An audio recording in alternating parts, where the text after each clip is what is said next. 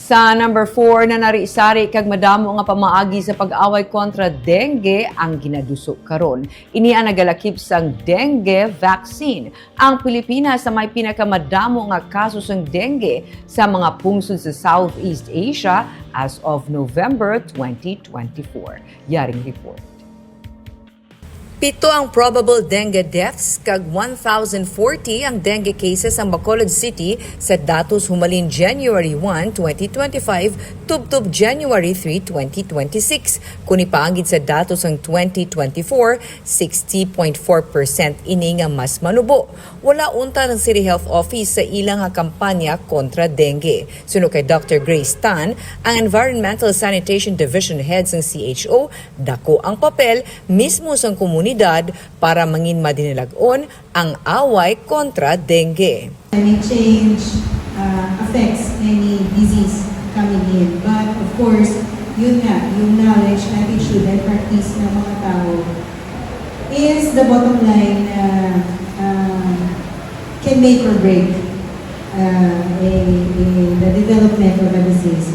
Sa presentation sang Union of Local Authorities of the Philippines o kung ulap upod sa Takeda Healthcare Philippines sa bilog nga kalibutan, may pagsaka sa kaso sang dengue dalaman sang climate change. Pero ang Pilipinas sa mga pungsod sa idalom sang ASEAN ang may pinakamadamo nga kaso sang dengue.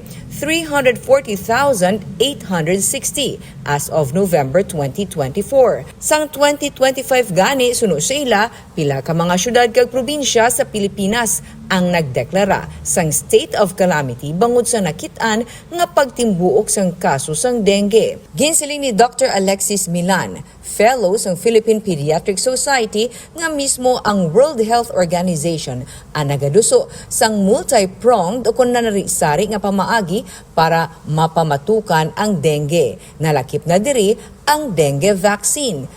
Pathag niya ang TAC-003 nga isa ka second generation vaccine ang aprobado sang WHO. Sarang inimahatag sa nakaagi na dengue kag wala pa makaagi sang dengue. We already have 7.5 years of study with this vaccine.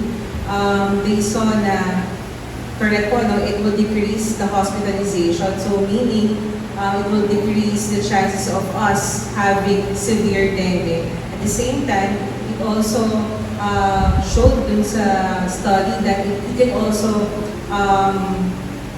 it will decrease our chances of having dengue. Sa Pilipinas, pending pa ini sa karon sa FDA. Kaginalauman nga maaprubahan sini nga tuig suno kay Dr. Milan.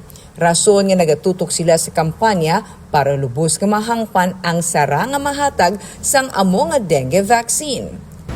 Second generation vaccine, it can be given kahit na seropositive or seronegative for dengue yung mga patients. Which is the difference between the Dengvaxia, which is the Dengvaxia, it should only be given to seropositive patients. And the reason for that is they saw na if given to seronegative patients, the first vaccine, the first generation vaccine, they saw that there's an increased chance of getting severe dengue or increase in chances of hospitalization. With doctors, nurses all over the Philippines, trying to enhance and strengthen what they already know about dengue. And alam mo, ang gagaling nila, especially barangay health workers, talagang alam nila. And as first-liners, no, sila yung unang tumitingin sa pasyente. It starts with them.